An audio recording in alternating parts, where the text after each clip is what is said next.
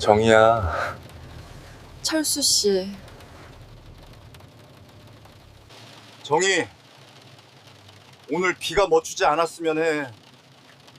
집엔 안 보낼 거야. 여보, 미안해요. 오늘 하루만 나쁜 여자가 될게요. 내 이름은 윤정의 55입니다. 남들은 나를 보고 곱게 늙은 사모님이라고 부릅니다. 의사 남편의 번듯한 아파트, 남부러울 것 없는 인생이라고요. 하지만 그들은 모릅니다. 내 삶이 물기 하나 없이 바짝 마른 낙엽 같다는 것을. 남편에게 나는 그저 집을 지키는 가구였고 다 큰 자식들에게 나는 돈 나오는 지갑일 뿐이었습니다. 여보, 나 이번 주말에 혼자 친정 좀 다녀올게요. 머리가 좀 아파서요. 그래. 갈 때 반찬 좀 해놓고 가. 남편은 내 얼굴 한번 쳐다보지 않고 신문만 넘기며 대답했습니다. 나는 씁쓸한 웃음을 삼키며 짐을 쌌습니다. 그렇게 도망치듯 내려온 시골 고향 마을. 하지만 개발이 안 된 그곳은 너무나 적막했고 나는 밀려오는 외로움을 견딜 수가 없었습니다. 결국 이틀을 못 버티고 서울로 올라가기 위해 밤늦게 읍내로 나가는 군내버스에 몸을 실었습니다. 그게 운명의 장난인 줄도 모르고 말입니다. 여름 장마철이라 그런지 밤 9시가 넘어가자 하늘에 구멍이라도 뚫린 듯 비가 쏟아지기 시작했습니다. 아이고, 비가 와 이리 쏟아지너. 앞이 하나도 안 보이네. 늙은 버스 기사님이 혀를 차며 와이퍼를 가장 빠르게 돌렸지만 억수같이 쏟아지는 빗줄기를 당해낼 재간이 없었습니다. 버스 안에는 손님이 딱 2명뿐이었습니다. 맨 앞자리에 앉은 저, 그리고 제 대각선 뒷자리에 앉은 한 남자. 나는 창문에 비친 그 남자의 모습을 힐끔 훔쳐보았습니다. 비에 흠벅 젖은 채 막차에 올라탄 남자. 50 중반쯤 되었을까? 희끗희끗한 귀민머리가 보였지만 젖은 셔츠 위로 드러난 어깨는 떡 벌어진 것이 꽤나 단단해 보였습니다. 그는 아무 말 없이 창밖만 응시하고 있었습니다. 하지만 여자의 본능이랄까요. 그가 가끔씩 백미러를 통해 나를 쳐다보고 있다는 게 느껴졌습니다. 그 시선이 왠지 모르게 뜨겁고 끈적하게 내 뒷덜미를 훑고 지나가는 것 같아 나는 자꾸만 마른 침을 삼켰습니다. 콰르릉 마이너스 쾅. 아. 갑자기 천둥 소리와 함께 버스가 휘청거렸습니다. 산길을 오르던 버스가 진흙탕에 바퀴가 빠진 것입니다. 에이씨, 이게 무슨 난리고. 기사님이 거칠게 브레이크를 밟았지만 버스는 푸드득 소리를 내며 시동이 꺼져버렸습니다. 설상가상으로 버스 안에 조명마저 파르르 떨리더니 툭 마이너스 하고 나가버렸습니다. 순식간에 사방이 칠흑 같은 어둠에 휩싸였습니다. 들리는 건 미친 듯이 지붕을 때리는 빗소리와 제 거친 심장 박동 소리뿐이었습니다. 아지매요. 잠깐만 기다리이소. 내 내려서 좀 보고 올 테니까. 기사님은 우산을 챙겨 들고 밖으로 나갔습니다. 넓은 버스 안에 낯선 남자와 저 단둘만이 남겨졌습니다. 어둠은 사람을 이상하게 만듭니다. 보이지 않으니 청각이 예민해지고 후각이 살아나죠. 뒤쪽에서 부스럭거리는 소리가 들렸습니다. 남자가 자리에서 일어나는 것 같았습니다. 내 등줄기에 식은땀이 흘렀습니다. 무서움 때문일까요? 아니면 알 수 없는 기대감 때문일까요? 뚜벅, 뚜벅. 구두 굽소리가 천천히 내 쪽으로 다가왔습니다. 나는 숨도 쉬지 못하고 앞좌석 등받이를 꽉 움켜쥐었습니다. 저기요. 낮고 굵은 목소리가 바로 귓가에서 들렸습니다. 소스라치게 놀라 고개를 돌리자 어둠 속에서도 번뜩이는 남자의 눈동자가 보였습니다. 그는 바로 제 옆 좌석에 털썩 앉았습니다. 놀라셨습니까? 네. 갑자기 불이 꺼져서. 기사 양반이 꽤 오래 걸릴 것 같은데. 추우시죠? 그제야 깨달았습니다. 에어컨이 꺼지지 않은 채 멈춰버린 버스 안은 냉동고처럼 추웠습니다. 얇은 블라우스 하나만 입은 내 몸은 덜덜 떨리고 있었습니다. 조금 춥네요. 내 대답이 끝나기가 무섭게 남자가 입고 있던 재킷을 벗었습니다. 비에 약간 젖어 눅눅했지만 거기선 묘한 남자 냄새가 났습니다. 담배 냄새와 비 냄새, 그리고 투박한 스킨 냄새가 섞인 아주 오랜만에 맡아보는 수컷의 향기. 이거라도 덮으세요. 감기 듭니다. 남자가 무심하게 재킷을 내 어깨에 둘러주었습니다. 그 과정에서 그의 손등이 내 맨살에 스쳤습니다. 찌릿하고 전기가 통하는 것 같았습니다. 감사합니다. 나는 옷깃을 여미며 고개를 숙였습니다. 그런데 남자는 자기 자리로 돌아가지 않았습니다. 오히려 내 쪽으로 몸을 더 기울이며 속삭였습니다. 근데 우리 어디서 본 적 없습니까? 낯이 익는데. 뻔한 작업 멘트라고 생각했습니다. 하지만 어둠 속에서 마주친 그의 눈빛은 진지했습니다. 글쎄요. 저는 서울 살아서. 서울. 저도 서울 있다가 내려온 지 얼마 안 됐습니다. 혹시 정희? 윤정혜 맞습니까? 내 이름이 그의 입에서 나오는 순간 심장이 쿵 하고 내려앉았습니다.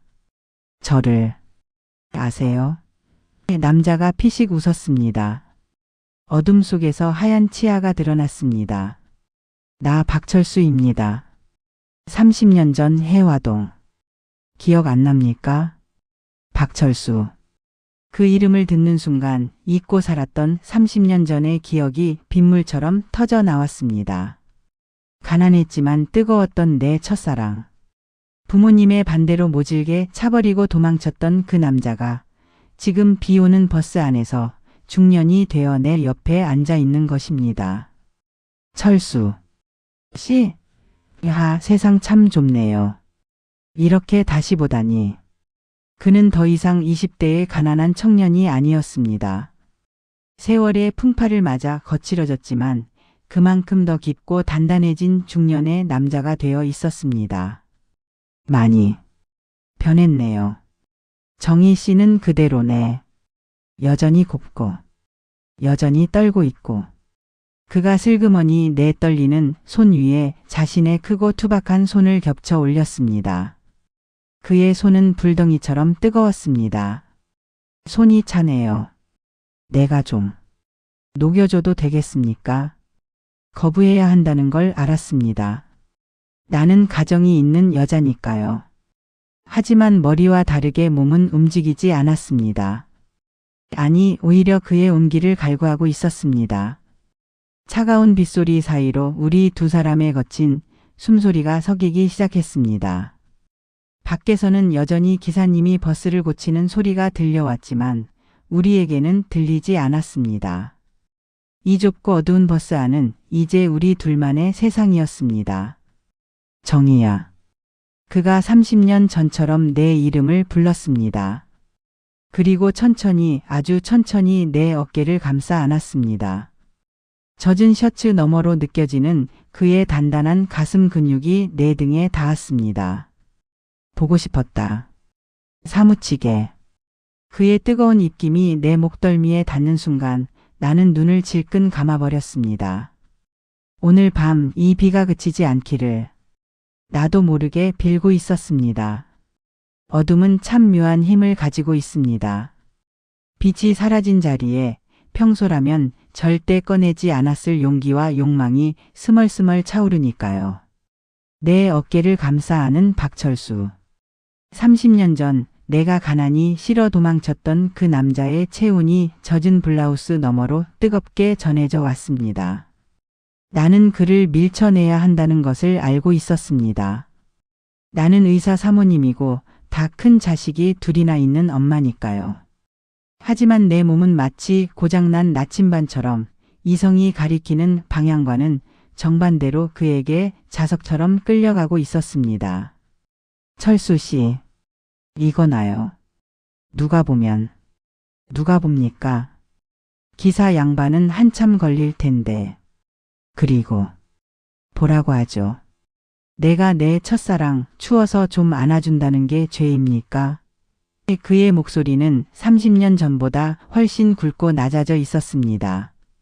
그 울림이 내 귓바퀴를 타고 들어와 온몸의 솜털을 곤두세우게 만들었습니다. 그는 팔을 풀지 않았습니다. 오히려 더 단단하게 마치 다시는 놓치지 않겠다는 듯이 내 어깨를 자신의 가슴팍으로 당겨 안았습니다. 버스 지붕을 때리는 빗소리가 점점 더 거세졌습니다. 투두두둑 화앙. 마치 세상이 우리 둘만 남겨두고 다 떠내려가라는 듯 퍼붓고 있었습니다. 그 소음 덕분에 내 거친 심장 소리가 그에게 들리지 않기를 바랄 뿐이었습니다.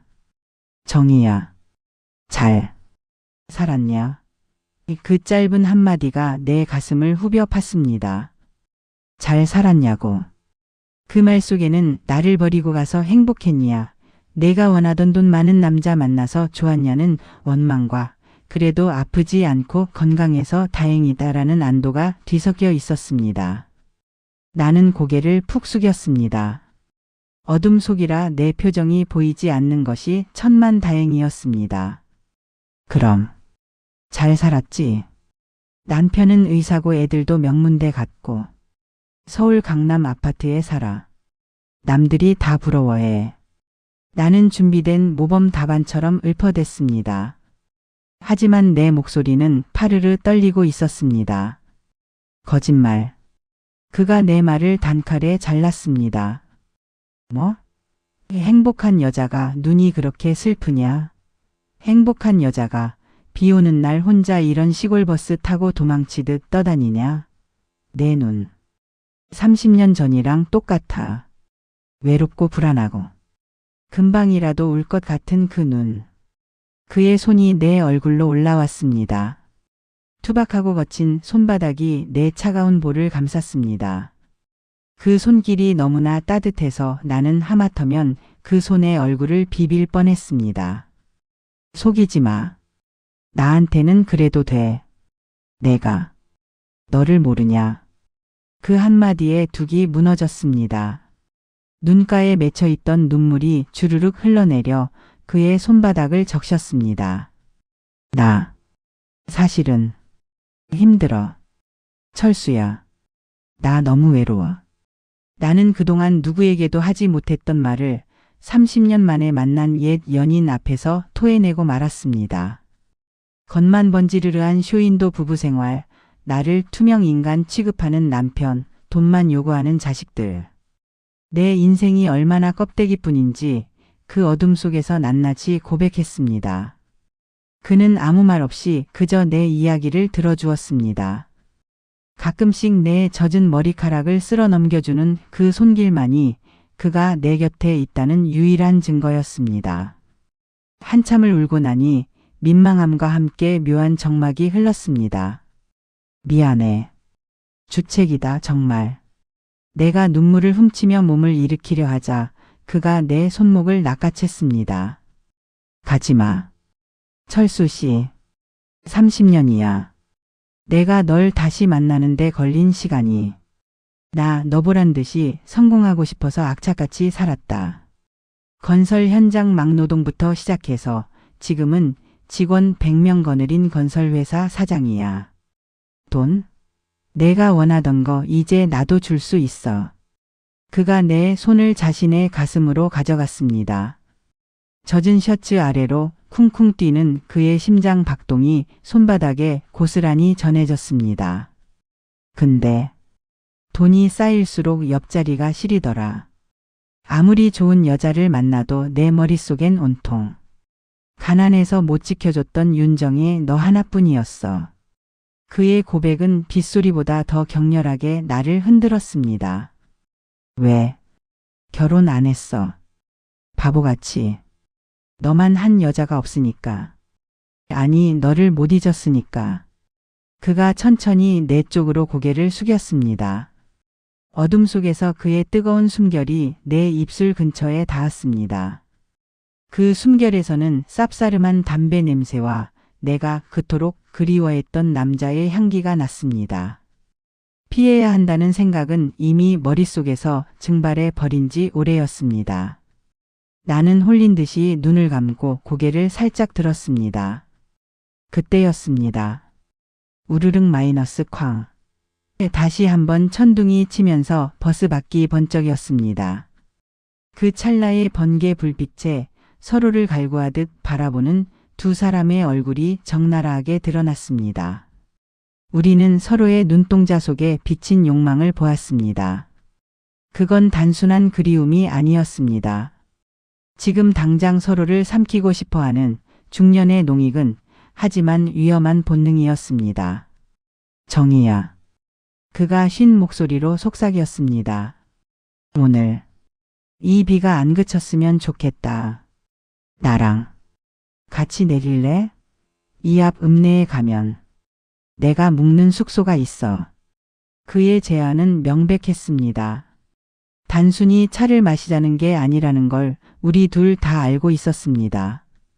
그것은 넘지 말아야 할 선을 넘자는 유혹이었고 지난 30년의 회한을 하룻밤에 불태워버리자는 위험한 초대였습니다.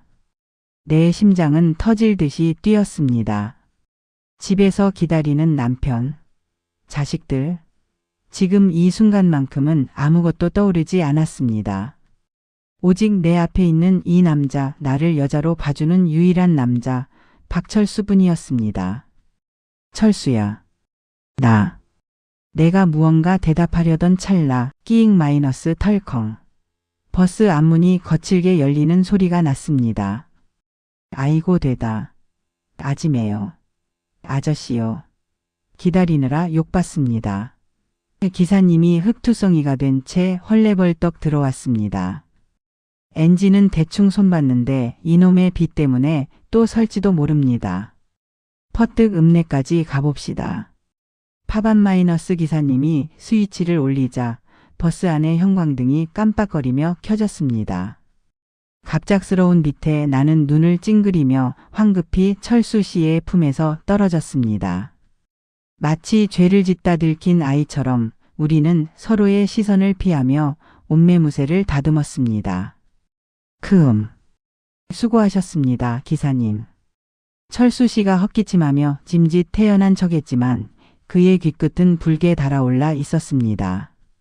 나 역시 불타오르는 얼굴을 들 수가 없어서 창밖만 바라보았습니다. 유리창에 비친 내 모습. 머리는 헝클어지고 입술은 붉게 상기된 영락없이 사랑에 빠진 여자의 얼굴이었습니다. 버스는 덜컹거리며 다시 빗길을 달리기 시작했습니다. 하지만 공기는 아까와 달랐습니다. 우리 사이에는 보이지 않는 끈적한 전류가 흐르고 있었습니다. 철수 씨는 내 옆자리에 그대로 앉아 있었습니다. 그가 슬그머니 아주 은밀하게 내 손을 잡았습니다. 의자 아래 기사님의 눈이 닿지 않는 사각지대에서 말이죠. 나는 그 손을 뿌리치지 않았습니다.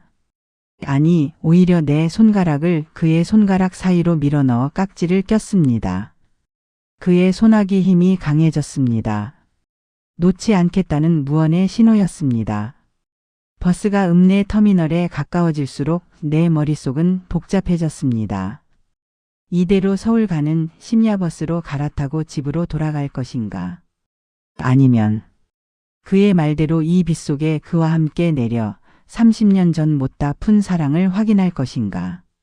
선택의 시간이 다가오고 있었습니다. 창밖의 비는 야속하게도 그칠 기미가 보이지 않았습니다. 마치 내게 오늘 밤은 미쳐도 좋다고 부추기는 것처럼 말입니다. 이번 정류장은 읍내 터미널입니다. 기사님의 안내 방송과 함께 버스가 멈춰 섰습니다. 밖은 여전히 장대비가 쏟아지고 있었습니다. 나는 잠시 망설였습니다. 이대로 서울행 심야버스에 오르면 아무 일도 없었던 듯 지루하고 안전한 일상으로 돌아갈 수 있습니다. 하지만 내 손을 꽉 잡고 있는 박철수의 뜨거운 체온이 나를 놔주지 않았습니다. 아니, 솔직히 말하면 내가 그를 놓기 싫었습니다. 오늘 밤이 아니면 내 인생에 다시는 가슴 뛰는 순간이 오지 않을 것 같다는 불길한 예감이 들었으니까요. 가자. 그가 짧게 말하고 나를 이끌었습니다. 나는 홀린 듯이 자리에서 일어나 그의 뒤를 따랐습니다. 버스 계단을 내려와 빗속에 서는 순간 차가운 빗방울이 얼굴을 때렸지만 내 몸은 용광로처럼 뜨거웠습니다. 버스는 떠나갔고 텅 빈 터미널에는 우리 둘만 남았습니다. 그는 근처 편의점에서 싸구려 비닐 우산 하나를 샀습니다. 우리는 그 작은 우산 하나에 몸을 구겨넣고 어두운 읍내 골목길을 걸었습니다. 빗물이 어깨를 적시고 서로의 젖은 몸이 닿을 때마다 찌릿한 전율이 흘렀습니다. 우리가 도착한 곳은 터미널 뒤편의 허름한 모텔이었습니다. 장미여관이라는 촌스러운 간판이 붉은 네온 사인을 깜빡이고 있었습니다. 평소라면 거들떠보지도 않았을 곳이지만 그날 밤 그곳은 우리에게 유일한 도피처이자 천국이었습니다. 삐그덕. 낡은 침대 소리와 함께 방문이 닫히자 세상의 소음이 차단되었습니다. 방 안에는 눅눅한 곰팡이 냄새와 싸구려 방향제 냄새, 그리고 우리 두 사람의 거친 숨소리만이 가득 찼습니다. 철수 씨는 우산을 내려놓자마자 나를 벽으로 밀어붙였습니다. 정희야.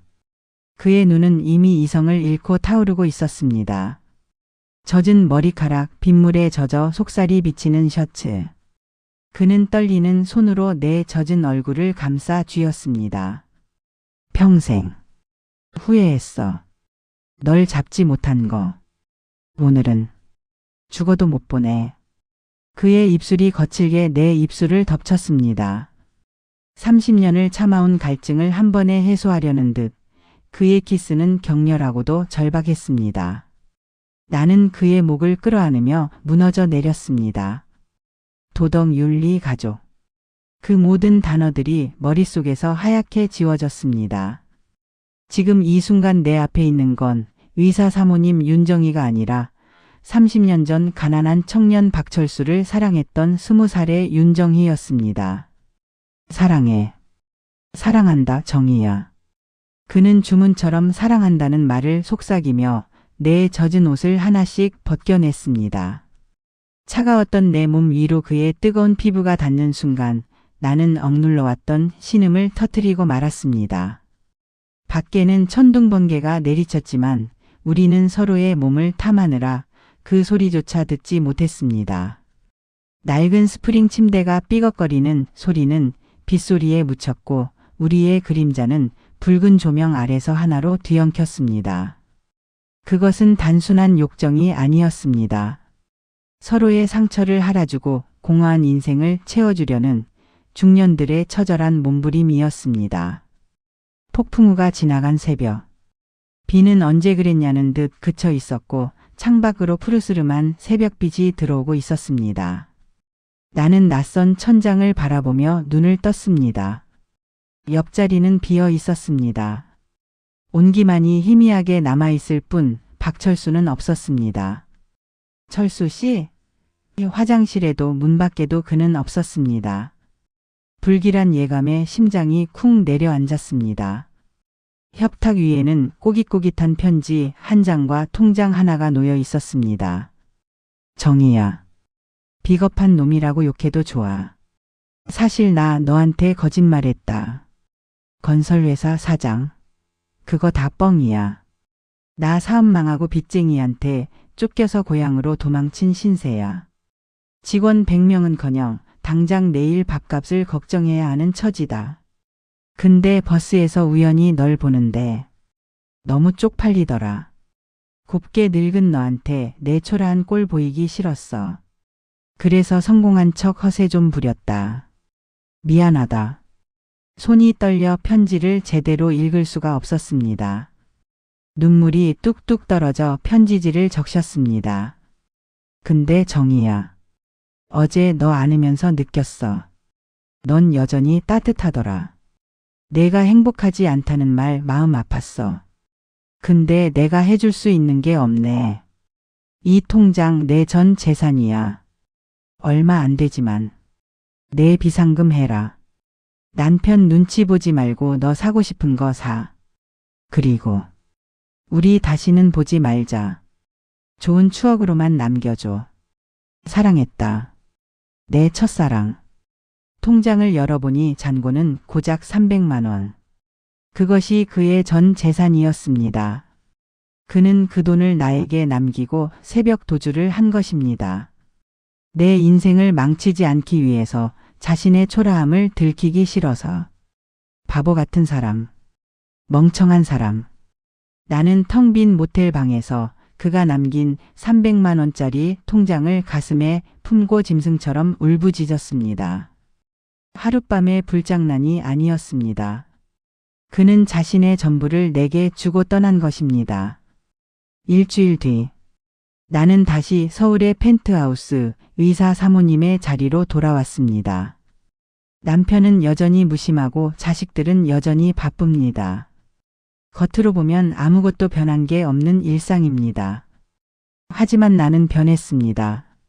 남편이 거실에서 뉴스를 보고 있을 때 나는 조용히 안방으로 들어와 서랍 깊숙한 곳에 숨겨둔 낡은 통장을 꺼내 봅니다. 박철수. 그 이름 석자가 찍힌 통장. 그것은 내 건조한 인생을 버티게 해주는 유일한 수분이자 나만이 아는 비밀스러운 훈장입니다. 가끔 비가 쏟아지는 날이면 나는 창가에 서서 생각합니다. 어딘가에서 비를 맞고 있을 그 사람을. 비록 몸은 떨어져 있지만 우리는 그날 밤 빗속에서 영혼을 섞었습니다. 그거면 충분합니다. 죽을 때까지 가져갈 시리도록 아름다운 비밀 하나가 생겼으니까요.